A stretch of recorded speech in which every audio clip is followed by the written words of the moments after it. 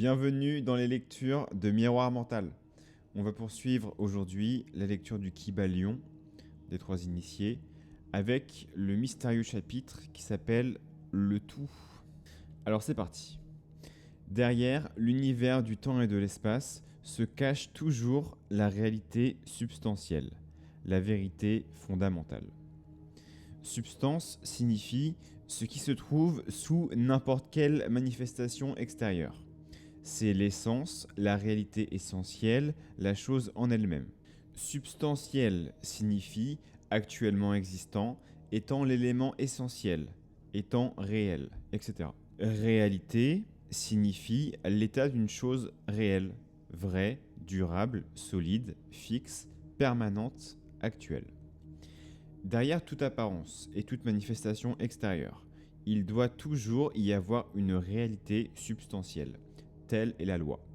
L'homme qui considère l'univers, dont il constitue une unité, ne peut voir que les changements qui se produisent dans la matière, dans les forces et dans les états mentaux. Il ne voit que vraiment rien n'existe, mais que tout naît et évolue.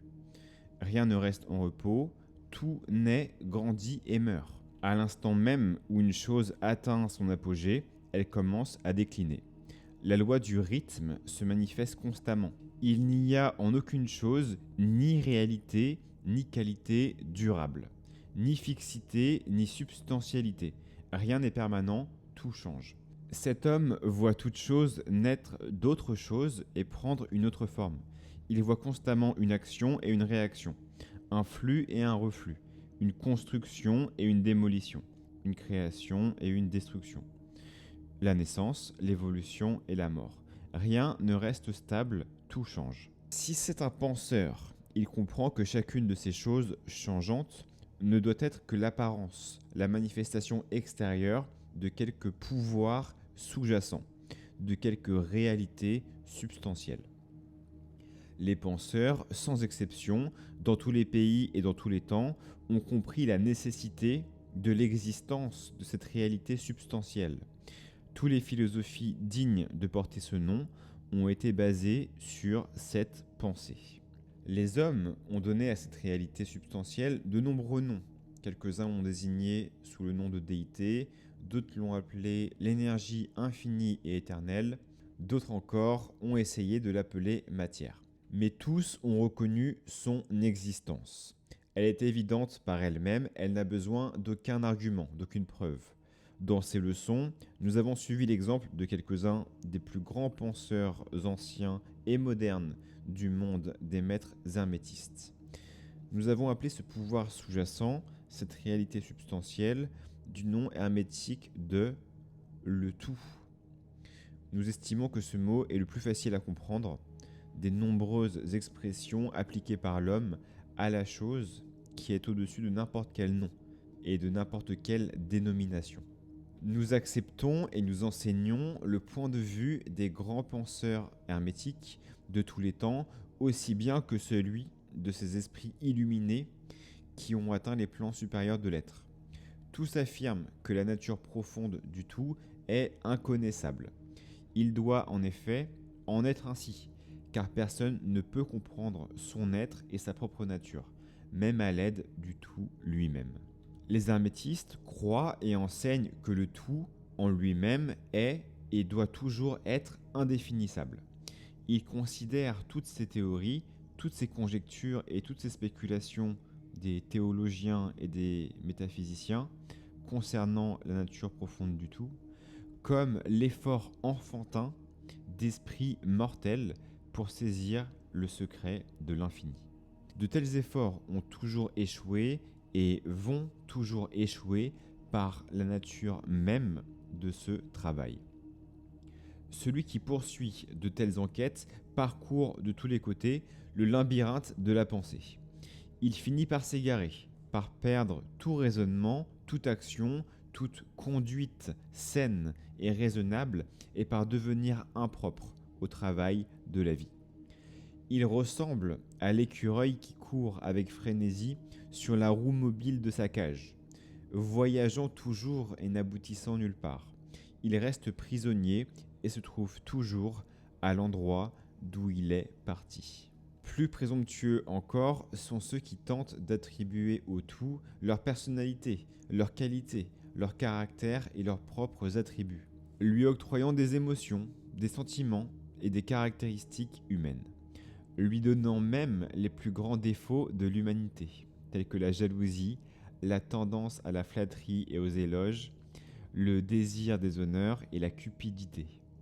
Le tout qui se subsiste des jours où notre race était encore à son enfance. De telles idées ne sont pas dignes d'hommes et de femmes éclairés et doivent être rapidement écartées. À cet endroit, il nous paraît convenable de signaler que nous faisons une distinction entre la religion et la théologie, entre la philosophie et la métaphysique. Pour nous, la religion n'est qu'une réalisation intuitive de l'existence du tout. La théologie, c'est la tentative des hommes de lui attribuer une personnalité, des qualités et des caractéristiques, de lui octroyer leurs théories concernant leurs affaires, leurs volontés, leurs désirs, leurs plans, et de se faire les intermédiaires entre lui et le peuple. Pour nous, la philosophie est une recherche en vue de connaître les choses connaissables et pensables, tandis que la métaphysique est la tentative de mener l'enquête plus profondément, en dehors des limites de l'ordinaire, dans des régions inconnaissables et impensables, et dans les mêmes intentions que la théologie. En conséquence, la religion et la philosophie sont pour des choses qui ont leurs racines dans la réalité, tandis que la théologie et la métaphysique nous apparaissent comme des roseaux brisés, enracinés dans les sables mouvants de l'ignorance et ne constituant qu'un support fragile pour l'intelligence et l'esprit de l'homme. Nous ne voulons pas insister auprès de nos élèves pour leur faire accepter cette définition. Nous la mentionnons simplement pour bien définir notre position. D'ailleurs, dans ces leçons, nous ne parlerons que très modérément de théologie et de métaphysique. Pendant que la nature essentielle du tout est inconnaissable, il existe certaines vérités liées à son existence que l'esprit humain se trouve disposé à accepter. Un examen de ces rapports constitue un sujet intéressant d'enquête, surtout quand il se concilie avec les théories des illuminés des plans supérieurs. Nous vous conseillons énergiquement de faire dès maintenant cette enquête. Ce qui est la vérité fondamentale, la réalité substantielle, n'a nul besoin d'être une dénomination spéciale, mais les hommes éclairés l'appellent le tout. Dans son essence, le tout est inconnaissable. Cependant, l'exposé de la raison doit être reçu avec la plus grande hospitalité et traité avec respect.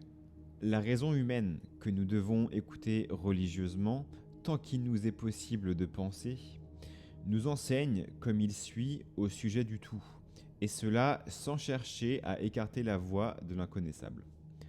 1. Le tout doit être tout ce qui est réellement.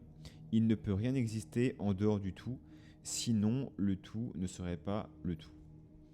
2.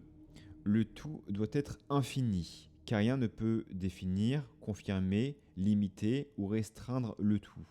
Il doit être infini dans le temps, c'est-à-dire éternel, il doit avoir constamment existé, car il n'existe rien qui ait été susceptible de le créer. Quelque chose ne peut pas descendre de rien. S'il n'avait pas existé, même pendant un très court instant, il n'existerait pas actuellement. Il doit être destiné à exister constamment dans l'avenir, car rien ne peut le détruire. Il ne pourra jamais ne pas être, même pendant un moment, parce que quelque chose ne peut jamais devenir rien. Il doit être infini dans l'espace, il doit être partout, car il n'y a pas de place en dehors du tout. Il ne peut être que continu dans l'espace, sans fêlure, sans coupure, sans séparation ou sans interruption, car il n'existe rien qui puisse le briser, le séparer ou l'interrompre. Il doit être infini en pouvoir, c'est-à-dire absolu, car rien n'est susceptible de le limiter, de le restreindre, de le réprimer, de le confiner, de le déranger ou de le maîtriser. Il n'est soumis à aucun autre pouvoir, car il n'existe aucun autre pouvoir. 3. Le tout doit être immuable, c'est-à-dire non sujet à modifier sa nature intime, car rien n'est capable d'opérer des changements en lui.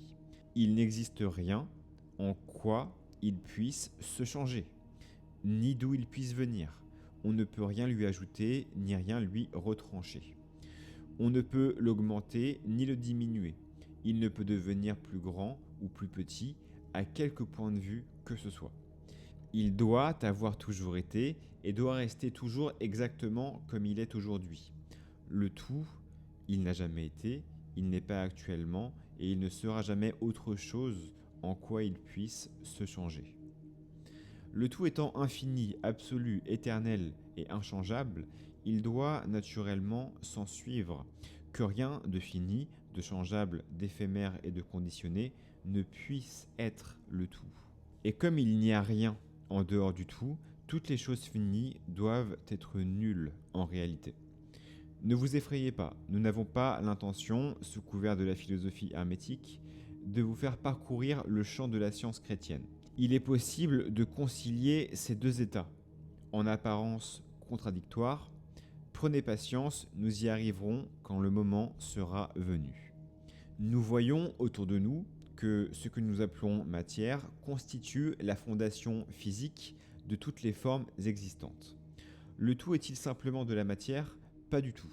La matière ne peut manifester de la vie ni de l'intelligence, et comme la vie et l'intelligence se manifestent dans l'univers, le tout ne peut être matière. Car rien ne peut atteindre plus haut que sa propre source. Rien ne se manifeste dans les faits qui ne soit déjà dans la cause. Rien n'existe comme conséquence qui ne soit pas déjà antécédent. En effet, la science moderne nous informe qu'il n'existe en réalité aucune chose que l'on puisse appeler matière. Ce que nous appelons matière est en réalité énergie ou force interrompue, c'est-à-dire une énergie ou une force possédant un degré très faible de vibration. Comme un écrivain l'a dit récemment, la matière s'est confondue en mystère. La science matérielle elle-même a abandonné la théorie de la matière et repose maintenant sur la base de l'énergie. Le tout est-il donc simplement de l'énergie ou de la force ? Pas en tout cas de l'énergie ou de la force comme les matérialistes l'entendent, car leur énergie et leur force sont aveugles, mécaniques et dénuées de vie ou d'intelligence.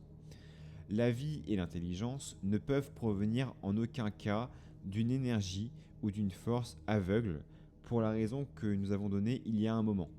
Rien ne peut atteindre plus haut que sa propre source, rien n'est appliqué qui ne soit déjà impliqué. Rien ne se manifeste dans les faits qui ne soit déjà dans la cause. Ainsi, le tout ne peut être une simple énergie, ni une simple force. S'il en était ainsi, il ne pourrait pas y avoir dans l'existence de telles choses que la vie et l'intelligence. Or, nous savons que ces choses existent car nous sommes vivants et nous utilisons notre intelligence à étudier cette question. Ainsi raisonnent ceux qui proclament que l'énergie n'est pas le tout. Qu'est-ce donc que cette chose supérieure à la matière et à l'énergie que nous savons exister dans l'univers ? C'est la vie et l'intelligence. C'est la vie et l'intelligence dans tous les degrés divers d'épanouissement. Mais alors, allez-vous demander, prétendez-vous nous enseigner que le tout, c'est la vie et l'intelligence ? Oui et non, répondrons-nous. Si vous entendez la vie et l'intelligence comme nous les connaissons, nous, pauvres mortels insignifiants, nous dirons non. Le tout n'est pas cela. Mais allez vous demander quelle sorte de vie et d'intelligence voulez-vous dire ? Nous répondrons l'intelligence vivante, bien supérieure à tout ce que les mortels entendent par ces mots. La vie et l'intelligence n'étant pas comparables à des forces mécaniques ou à de la matière, ce que nous voulons dire, c'est l'intelligence vivante infinie, comparée à la vie et à l'intelligence finie. Nous voulons dire ce que les esprits illuminés comprennent quand ils prononcent respectueusement le mot « esprit ». Le tout, c'est l'intelligence vivante infinie, et les illuminés l'appellent esprit. Fin de lecture de ce chapitre. En résumé ici, ils ont beaucoup parlé de ce grand tout qui était annoncé dans le titre, qui s'avère en fait être une intelligence infinie, universelle et collective, à laquelle bien sûr nous appartenons. Et je pense que à mesure qu'on avance dans ce livre, on va explorer ce lien qui existe entre nous et cette intelligence collective infinie. Alors je vous dis à très bientôt pour la suite.